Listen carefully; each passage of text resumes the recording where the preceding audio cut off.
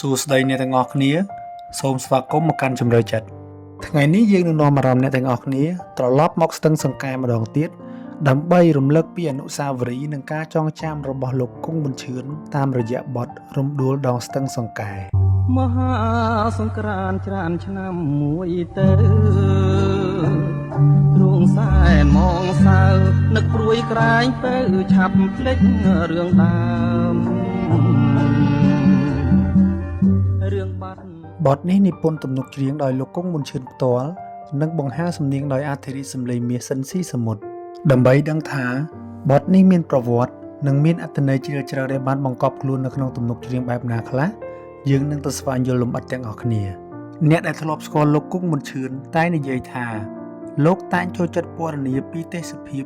និងរឿងរ៉ាវស្នេហានៅខេត្តបាត់ដំបងហេតុផលនោះគឺដោយសារលោកមានដើមកំណើតនៅទីនេះហើយមានមនោសញ្ចេតនានឹករលឹកទៅដល់ទឹកដីកំណើតជានិច្ចជាក់ស្ដែងដោយបទរំដួលដងស្ទឹងសង្កែនេះ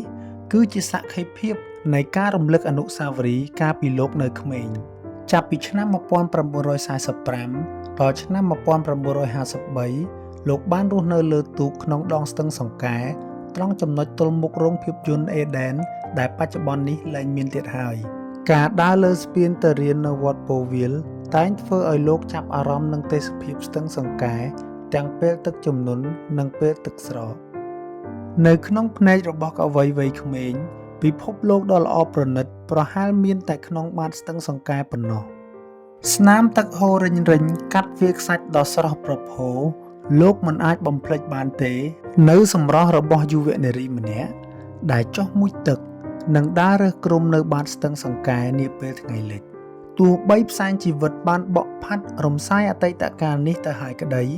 ក៏អំណាចនៃក្តីរលឹកបានធ្វើឲ្យទឹកខ្មៅស្រក់ហូរដើម្បីរំលឹកដល់ភក្ត្រាដ៏ស្រស់នោះបទនេះត្រូវបានតែងនៅឆ្នាំ1974និងថតឲ្យផលិតកម្មពស់មាសច្រៀងដោយអធិរាជសំឡេងមាសសិនស៊ីសមុទ្រគួរឲ្យចាប់អារម្មណ៍ពេលចាក់ផ្សាយជាលើកដំបូងលោកញឹកដឹមដែលជាវិចិត្រករឯកខ្មែរចំនួននោះមានប្រតិកម្មយ៉ាងខ្លាំងលោកខឹងសម្បានិងចោទថាលោកស៊ីនស៊ីសមុទ្រច្រៀងឌៀមដាមដល់លោកត្រង់ឃ្លាវិចិត្រករអើយកុំបាច់គូអីនៅក្នុងលោកីស្រីល្អគ្មានទេក្រោយមកទៅភាពយល់ច្រឡំត្រូវបានដោះស្រាយលោកញឹកដឹមក៏អន់ខឹងទៅវិញព្រោះដឹងថាបទនេះជាស្នាដៃរបស់លោកគង់ប៊ុនឈឿនដែលគ្មានបំណងរិះគន់លោកឡើយខ្លឹមសារទាំងអស់គ្រាន់តែជាការរំលឹកដល់អនុស្សាវរីយ៍ស្នេហាបឋមវ័យរបស់កវីនិងរំដួលដងស្ទឹងសង្កែនៅក្នុងក្តីស្រមៃរបស់លោកតែប៉ុណ្ណោះឥឡូវនេះយើងចូលដល់ការវិភាគលើទំនុកច្រៀងវិញម្ដងមហាសង្ក្រាន្តច្រើនឆ្នាំមួយទៅ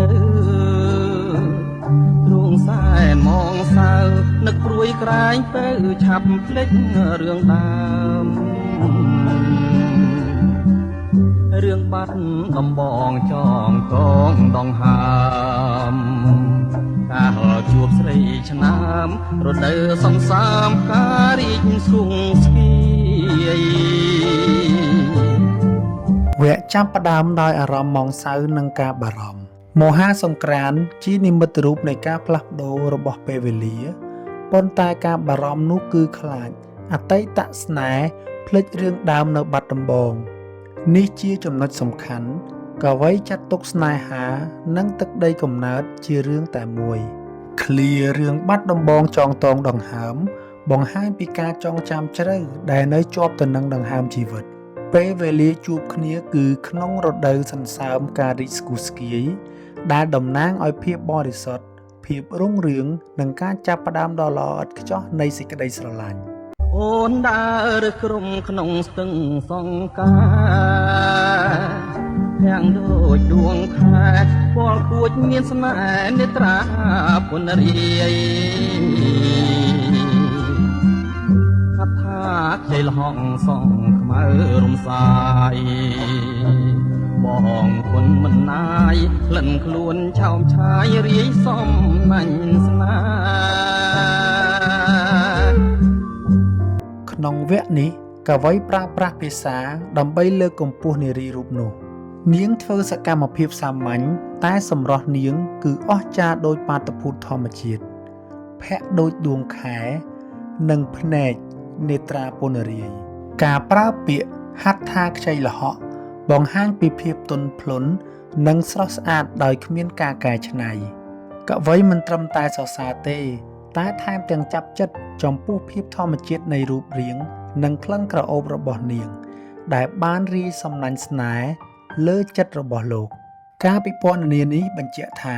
ភាពស្រស់ស្អាតពិតគឺស្ថិតក្នុងភាពបរិសុទ្ធនិងភាពសាមញ្ញរបស់ទឹកដីកំណើតវិចិត្រកអើយកុំបាច់គូអីនៅក្នុងលោកីស្រីល្អគ្មានទេមានតែ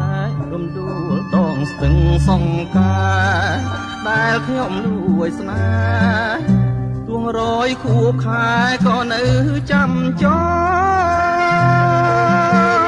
ងនេះគឺជាចំណុចដ៏ចម្រូងចម្រាសនិងស៊ីជម្រៅបំផុតការបញ្ជាក់ថានៅក្នុងលោកីស្រីល្អគ្មានទេមិនមែនរិះគន់ទេតែជាការប្រកាសថាសម្រស់ពិតគឺខ្ពស់ហួសពីអ្វីដែលឧបករណ៍លោកីអាចចាប់យកបានសម្រស់ដ៏ល្អឥតខ្ចោះមិនមែនជាវត្ថុរូបរាងកាយទេតែជាអារម្មណ៍និងអនុស្សាវរីយ៍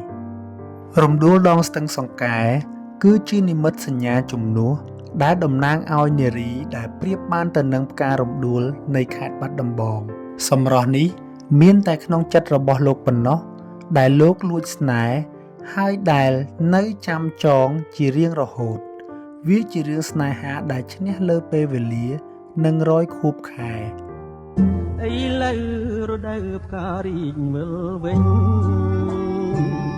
ទួងសែនទូមិននិញព្យុះកម្មបក់ដេញបាត់កា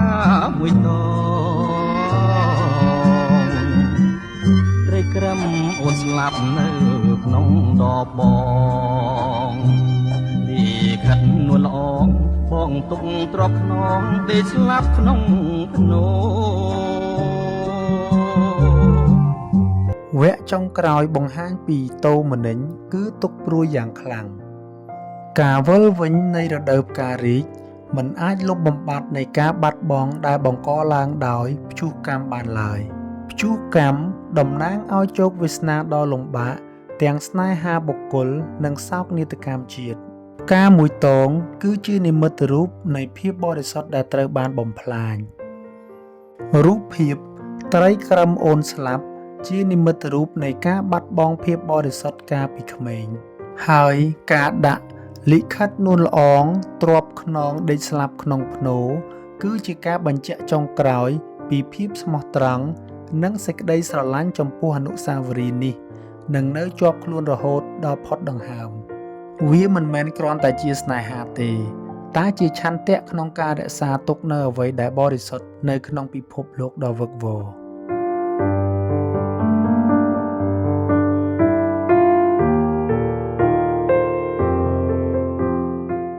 តើអ្នកទាំងអស់គ្នាយល់យ៉ាងណាដែរចំពោះរឿងរ៉ាវនិងការវិភាគលម្អិតស៊ីជម្រៅលើអត្ថន័យនៃបទចម្រៀងមួយនេះ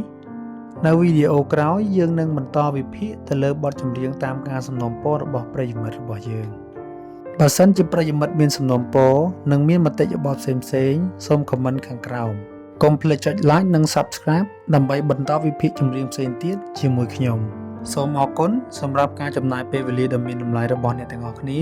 ក្នុងការទស្សនាវីដេអូនេះពីដើមរហូតដល់ចប់ខ្ញុំក៏សូមអភ័យទោសបើសិនជាមានកំហុសឆ្គងណាមួយដោយអចេតនាជួបគ្នានៅវីដេអូបន្ទាប់